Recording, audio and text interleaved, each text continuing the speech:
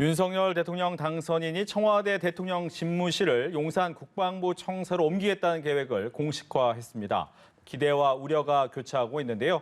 이 시각 정치권 이슈 임승호 전 국민의힘 대변인, 권지웅 더불어민주당 비상대책위원과 함께 짚어봅니다. 안녕하십니까? 안녕하세요. 안녕하세요.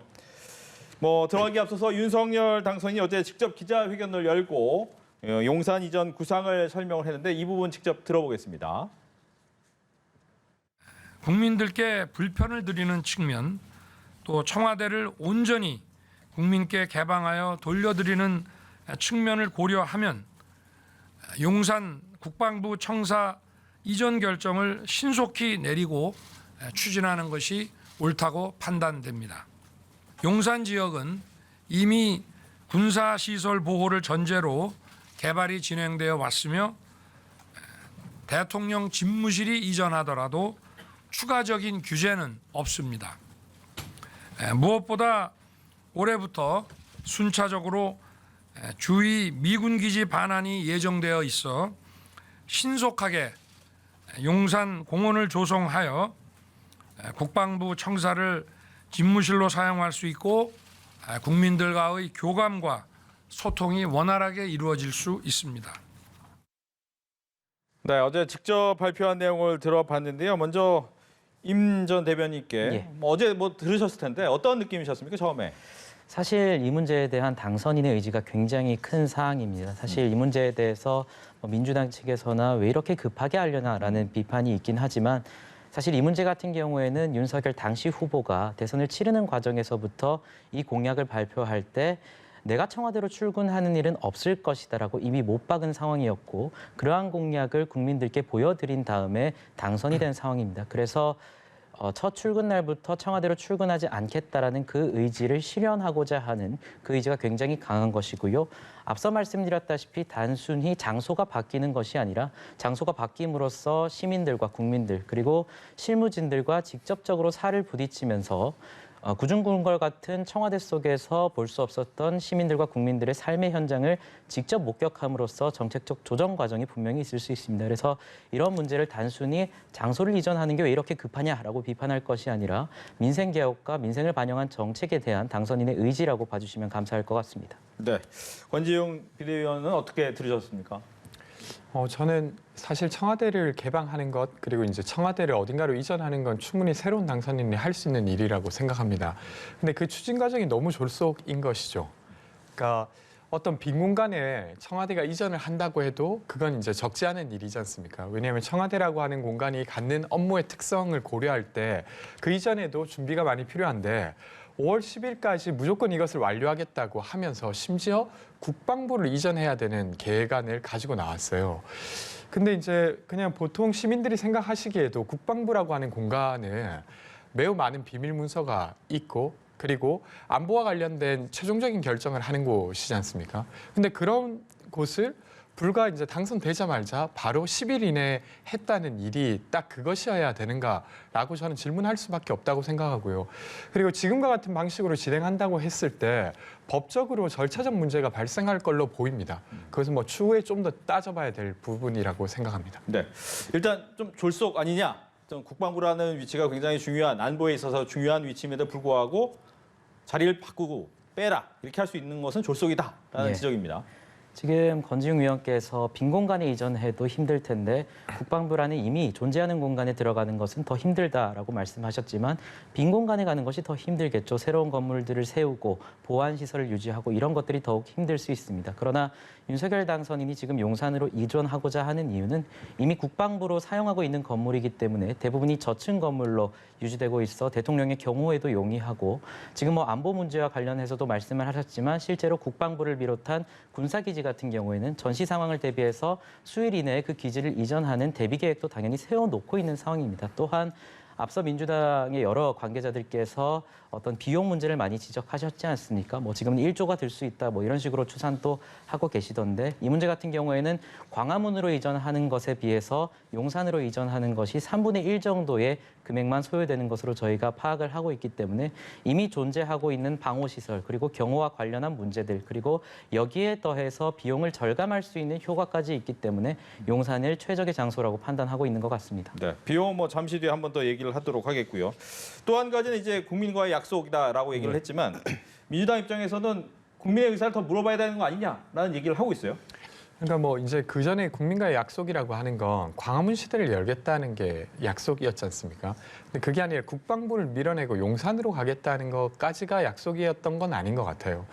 그러니까 사실은 이제 용산에 계시는 분들에게도 질문을 할 수 있을 거고, 그리고 무엇보다 윤석열 당선인이 대통령이 된 다음에 자기의 권한을 가지고 추진한다고 하면 저는 훨씬 더 흔쾌히 그 추진 과정을 협조하고 논의할 수 있다고 생각합니다. 근데 지금은 당선인 신분이지 않습니까?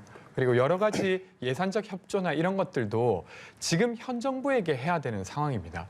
근데 이제 통상적으로 인수위 과정에서 필요한 예산이나 이런 것을 넘어서는 규모를 가지고 계속 주장을 하고 계시니까 저희로서는 좀 무리스럽다. 그리고 당선인이 아니라 대통령이 된 다음에 해도 되지 않냐라고 묻고 싶은 것이죠. 네, 답변을 듣기 전에 윤호중 비대위원장의 발언을 좀 듣고 거기에 대해서 계속 이야기를 나눠보도록 하겠습니다.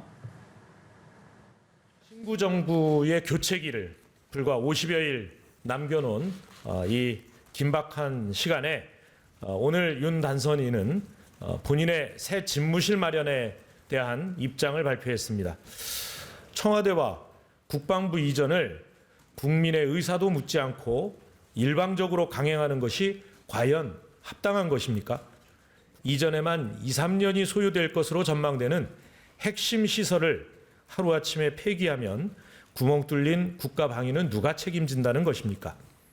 국가 안보에 위해를 가하고 시민의 재산권을 침해하는 졸속과 날림의 집무실 이전 계획을 즉각 철회해야 할 것입니다. 이를 거부한다면 민주당은 결사의 자세로 안보와 시민의 재산권을 지킬 것입니다.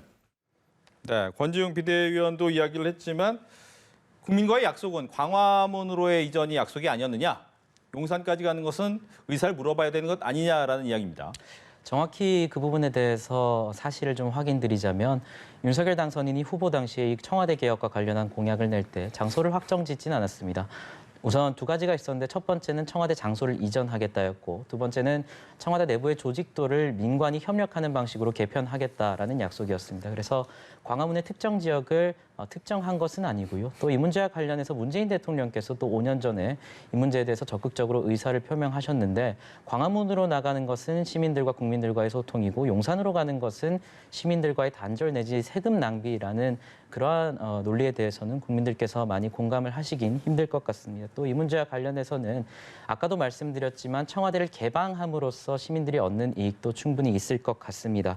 지금의 청와대는 구중궁궐 속에 쌓여 있어서 어떤 시민들과의 소통이 조금 더 필요하다. 내지는 그러한 개방된 청와대에서 의전 행사가 열리면 시민들에게 좋은 구경이 될 것이고 국민들에게는 새로운 휴식의 공간이 될 것이다. 라는 말은 제가 하는 말이 아니라 10년 전에 문재인 대통령께서 민주통합당 후보 당시에 하신 말씀입니다. 또 지금 말씀하신 것 중에 어떤 법적 권한이 없다, 절차적 권한이 없다라고 말씀하시고 계시지만 지금 청와대 같은 경우에는 이 문제에 대해서 긍정적 신호를 보이고 있습니다. 박수현 수석 같은 경우에는 이 문제에 대해서 비록 문재인 정부에서는 광화문 시대를 열겠다는 약속을 지키지 못했지만 윤석열 당선인의 의지는 실현되면 좋겠다라는 취지의 발언을 하셨습니다. 그래서 지금 민주당에서만 계속해서 부정적 반응을 보이고 있는 것이거든요. 그래서 저희도 지금 문재인 현직 대통령과의 어떤 회동을 빨리 추진하려고 하는 것이고 당연히 이 문제와 관련해서는 현직 대통령과도 상의해야 될 부분이기 때문에 그러한 절차적 어떤 프로세스를 위반하지 않기 위해서 하루빨리 회동을 해야 될 것 같습니다. 네, 문재인 대통령은 여기에 대해서 청와대에서는 괜찮다라는 입장인데 민주당만 반대하는 거 아니냐라는 또 얘기도 나왔어요. 전혀 그렇지 않고요. 저는 이 부분이 광화문이 아니라 용산이라서 반대하는 것이 아닙니다. 그러니까 예를 들면 문재인 대통령도 대통령이 된 다음에 광화문으로 이전을 검토하셨어요. 근데 검토하는 과정에서 보안상의 문제가 해결이 안 돼서 결국 접었는데 여기에 대해서 예를 들면 윤석열 당선자가 하면 안 된다 이렇게 말씀드리는 게 아니라 윤석열 당선자는 지금 당선인 신분인데 이미 가겠다고 확정하셨어요.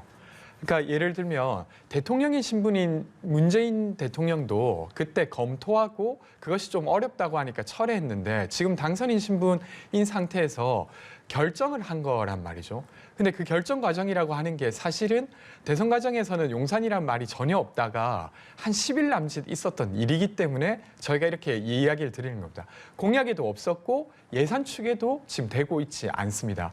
그러니까 이전 계획이라고 하는 것도 없는 상태인 거죠. 근데 그 상태에서 무조건 5월 10일까지 거기로 가겠다만 있는 상태예요. 그러니까 저희로서는 우려를 표하지 않을 수 없습니다. 네. 아마 비용까지도 포함이 될 것 같은데 예비비를 활용하겠다라고 이제 당선인은 얘기를 했지만 대통령이 아니기 때문에 권한이 있느냐?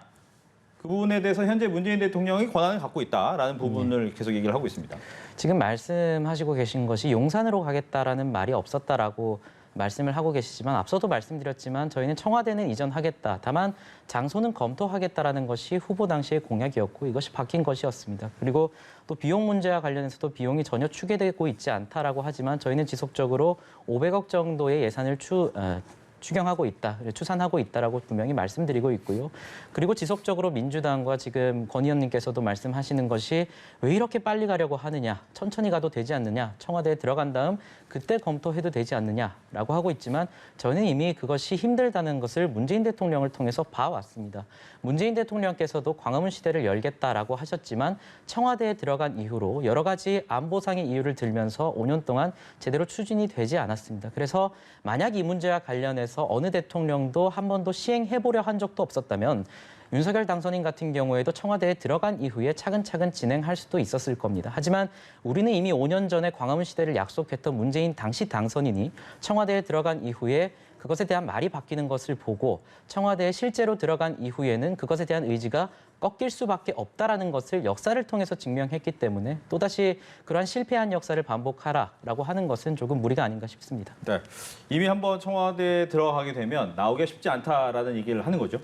저는 그거는 좀 궤변이라고 생각합니다. 정말로 의지가 있다고 하면 그 이전으로서 발생하는 문제들을 해결해가면서 결국 이전에 내실 거라고 생각합니다. 그래서 더 많은 국민들에게 가까워질 수 있다면 저는 그건 좋은 일이라고 생각하고요. 예산과 관련해서 왜 이야기를 드리냐면 이제 윤석열 당선인 측은 500억 정도가 든다라고 말하지만 지금 보도에 따르면 국방부에서 국방부를 이전하는 데 드는 돈만 5천억 이상이 든다라고 인수위에 제출했다고 보도되고 있습니다. 여기에 더해서 이제 합참이랑 국방부의 직할 부대까지 이전한다고 하면 더 많은 비용이 들겠죠. 근데 이런 비용들이 제대로 추계되지 않은 채로 날짜만 지금 있는 상태라는 겁니다. 근데 여기에 대해서 사실은 이견을 제기하는 국회를 설득해야 되는 게 당선인의 의무인데 전혀 그런 모습을 보이지 않고 있어서 그것이 우려스럽습니다. 네. 조금만 말씀을 드리자면 청와대에 들어간 이후도 정말로 의지가 있다라고 한다면 청와대에 들어간 이후에도 추진할 수 있다라는 그 말씀은 저는 문재인 대통령께 그대로 돌아가는 얘기라고 생각을 하고요. 또 지금 계속해서 민주당 측에서는 1조 원이다. 그리고 국민의힘 측에서는 500억 정도다라고 얘기를 하고 있는데 편익에 대한 얘기를 지금 민주당에서는 하고 있지 않습니다. 실제로 청계천 사업이 진행될 당시에도 이명박 당시 서울시장이 진행을 하는 과정에서 여러 관계자들이 편익에 대해서는 얘기하지 않고 쓸데없이 세금을 낭비한다라는 비판이 있었습니다. 하지만 청계천을 전면적으로 개편하고 개방한 이후에 시민들이 서울 시민들에게 청계천이 돌아감으로써 그로부터 얻는 시민들의 행복과 편익은 걷잡을 수 없을 정도로 굉장히 크다라는 평가가 대부분일 것입니다. 저는 청와대 문제도 마찬가지일 것이라고 봅니다. 1조 또는 500억. 저도 그 문제에 대해서는 제가 예산을 짜지 않았기 때문에 어떠한 금액이 정확하다라고 말씀을 드리긴 힘들지만 적어도 민주당 측에서는 청와대를 이전함으로써 얻는 편익에 대해서도 조금 말씀해 주셨으면 좋겠다. 청와대가 5월 10일부터 개방되어서 시민들과 국민들에게 그 장소가 제공되고 또 외국인 관광객들이 코로나 이후에 많이 유입됨으로써 그로부터 얻는 유형 무형의 편익이 굉장히 클 수 있다는 분석도 있기 때문에 이 문제를 종합적으로 말씀하신 이후에 최종적으로 어떤 이익이 될 것 같다. 내지는 비용이 될 것 같다라는 말씀을 조금 해주시면 감사할 것 같습니다. 네, 저는 사실은 이전 자체가 잘못된 일이라고 말한 바는 없습니다. 그리고 비용에 대한 질문을 계속 드리는 이유는 비용 추계가 안 돼 있다는 이야기를 드리는 겁니다.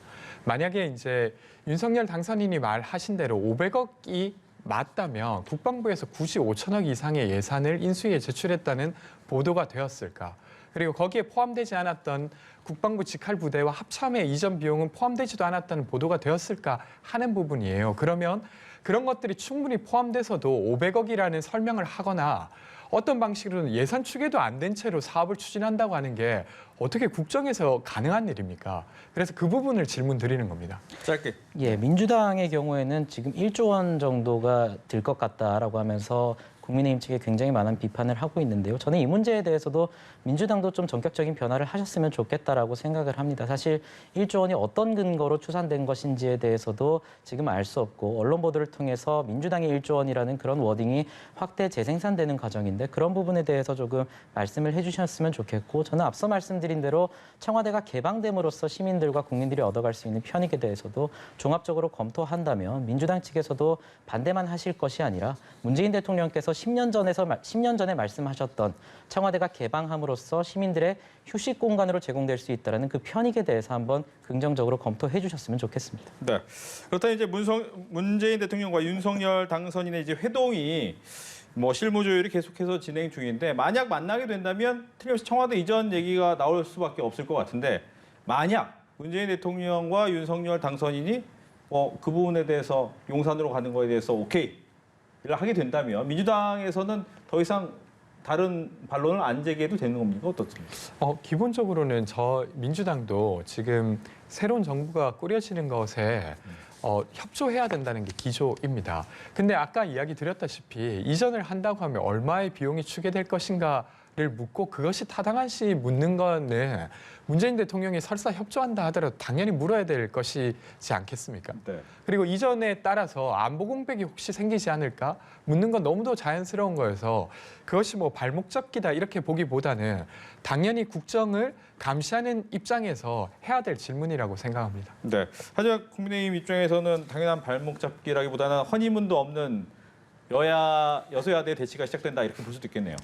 그러니까 권지웅 비대위원께서 하시는 말씀에 대한 비판은 저는 충분히 수용할 수 있다라고 보는데 민주당의 공식 입장이라고 한다면 지금 계시는 비대위원장 분들의 말씀을 좀 들어봐야겠죠. 근데 윤호중 비대위원장 같은 경우에는 이 문제가 불거질 당시에 어떤 말을 했냐면 용산 같은 경우에는 오욕의 역사가 있는 땅이다라고 말씀을 하셨고 또 이 문제와 관련해서 풍수가의 자문을 받은 것이 아니냐라는 일설이 있다라는 선거 기간에 해왔던 그 프레임을 지속적으로 시작을 하셨습니다. 그렇기 때문에 이것을 과연 합리적인 비판으로 볼 수 있을까라는 여지가 있는 것 같고요. 또 박지원 공동비대위원장 같은 경우에도 오늘 라디오에서였나요? 인터뷰에서 하신 말씀들을 본다면은 그러한 어떤 용산으로 청와대를 이전할 돈이 있으면 이재민들을 도와라라는 말씀을 하고 계세요. 당연히 이재민 분들의 피해나 원상복구에는 당연히 예산이 투입되고 돕는 것이죠. 하지만 저는 권지웅 비대위원 같은 그런 말씀들은 충분히 수용할 수 있음에도 불구하고 지금 민주당의 얼굴이라고 할 수 있는 윤호중 비대위원장 그리고 박지원 비대위원장들의 말씀은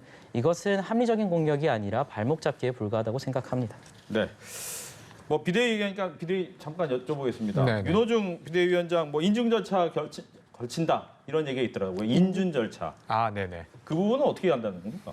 그러니까 이제 비대위라고 하는 것 자체가 사실은 어떤 비상한 상황에서 만들어지는 것이기 때문에 여기에 대한 절차가 네. 당헌 당규에 충분히 들어있지 않았습니다.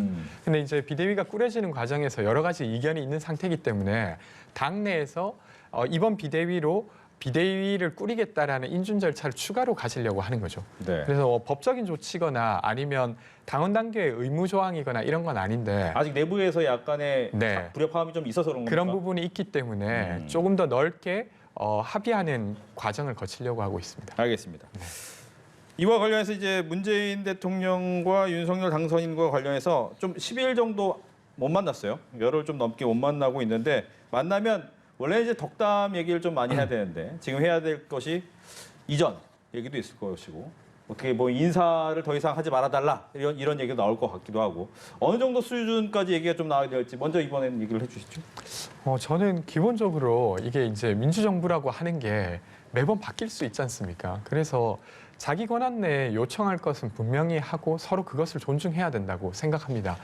근데 이제 그 권한 밖의 것이라고 하면 협조를 구하는 것이겠죠. 그리고 그 상대가 들어주지 않더라도 그것이 문제라고 보긴 저는 어렵다고 생각합니다. 근데 지금 언론에 나와 있는 걸 보면 이명박 대통령 사면을 되게 강하게 윤석열 당선인 측에서 요청했다 이런 거고, 그리고 용산 이전 같은 경우는 저도 이제 그것을 문재인 대통령께서 거절하거나 거부할 일은 없다고 생각합니다. 그럴 권한도 없을 뿐만 아니라. 근데 이제 사면이라든지 지금 임기를 공석으로 있기 때문에 임명해야 될 직에 있어서는 여전히 문재인 대통령의 권한이에요. 거기까지가 지난 17년 5월에 시민들이 준 권한이기 때문에 그 부분에 있어서는 너무 강하게 어떤 서로 이야기하는 건 좀 부적절하지 않나 싶습니다. 네. 예, 크게 앞서 말씀하신 것처럼 세 가지 논의가 오갈 것 같은데요. 우선 청와대 용산 이전 문제와 관련해서는 저는 큰 이견은 없을 것으로 보입니다. 민주당 측에서는 큰 반발을 하고 있지만 문재인 대통령께서 이미 공약하신 바가 있었던 그런 공약과 정책이고, 윤석열 당선인의 정책을 최대한 존중해줘라라는 기조를 밝히셨고, 박수현 수석의 경우에도 그 당선인의 의지가 실현됐으면 좋겠다라는 언급을 한 바 있기 때문에 이 문제는 큰 부딪힘이 없을 것 같습니다. 그리고 두 번째로 이명박 전 대통령 사면 문제와 관련해서는 당선인의 경우에는 긍정적인 신호를 상당히 많이 보내고 있지만, 그럼에도 불구하고 현직 대통령은 문재인 대통령이기 때문에 이것은 당연히 대통령의 권한 하에 있는 것입니다. 그래서 이것을 압박하는 모양새로 가져가는 것은 국민의힘 측에도 별로 좋지 않은 모양새가 될 것이다. 그래서 원활한 협의와 토의를 통해서 진행될 문제라고 생각을 하고, 마지막 세 번째 문제와 관련해서 공기업 알박기라고 표현되는 그 인사와 관련해서는 권 의원님과 제 생각이 조금 다른 것 같은데요. 이 문제와 관련해서 5년 전에 박근혜 대통령 탄핵 이후에 황교안 권한대행이 이미 공석인 자리에 어떤 인사를 했음에도 불구하고 당시 민주당과 문재인 대통령을 비롯한 지금의 여권 관계자들은 그것이 알박기 인사다라고 분명히 비판을 한 바 있습니다. 그래서 만약에 그것이 국민의힘에도 내로남불로 적용될 수 있다면 문재인 대통령께서 이번에 흔쾌히 그리고 통 크게 결단을 해주셨으면 좋겠습니다. 국민적 정서에서 봤을 때 퇴임을 앞둔 대통령이 2년, 3년에 해당하는 임기를 그렇게 꽂아놨다라는 표현을 쓸 정도로 임명을 한 다음에 퇴임을 하는 것이 국민적 정서와 괴리가 되어 있으면 권 의원님께서도 동의를 하실 것으로 믿고 있습니다. 그래서 네. 정치권에서 이러한 것을 관행이라고 서로 내로남불할 것이 아니라 문재인 대통령께서 큰 결단을 해주셨으면 좋겠고요. 또 이 문제와 관련해서는 지금 거대 의석을 가지고 있는 민주당이 현재 야당인 국민의힘과 협의를 통해서 이 문제를 대통령의 임기와 공기업 인사의 임기를 일치시키는 그런 입법적 작업도 같이 수행된다면 앞으로 좋은 결과가 나올 것 같습니다. 네. 공기업에 대해서 인사를 권한이다, 아니다, 좀 내로남불일 수 있죠. 그런 부분에 대한 얘기를 같이 했는데, 또 관련되는 게 노정희 선관위원장도 좀 유사한 부분이 있어요.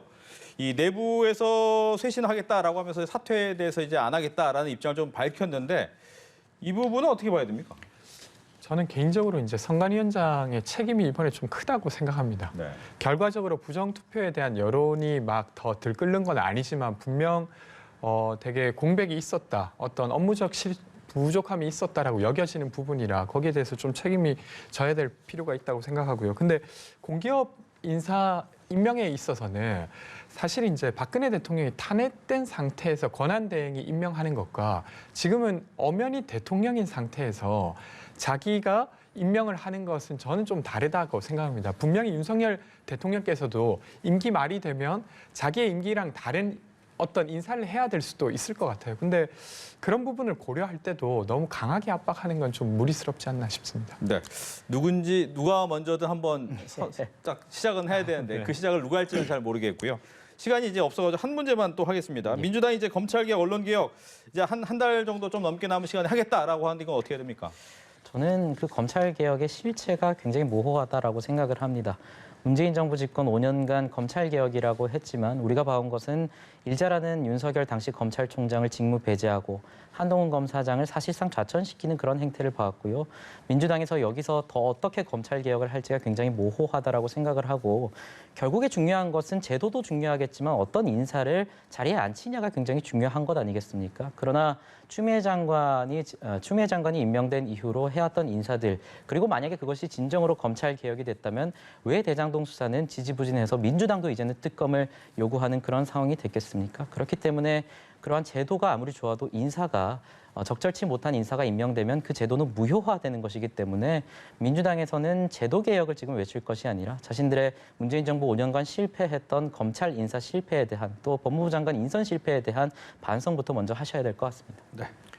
그러니까 저희는 지금 대선에서 졌지만 대선에서 약속한 부분에서 국회를 운영하면서 해야 될 일들을 다 하겠다는 겁니다. 그래서 검찰개혁뿐만 아니라 그 외에도 대선 과정에서 약속한 바를 지키겠다는 말씀을 드리고 싶습니다. 알겠습니다. 이렇게 해서 임승호 전 국민의힘 대변인, 권지웅 더불어민주당 비상대책위원 두 분과 함께했습니다. 오늘 얘기 잘 들었습니다. 고맙습니다. 감사합니다.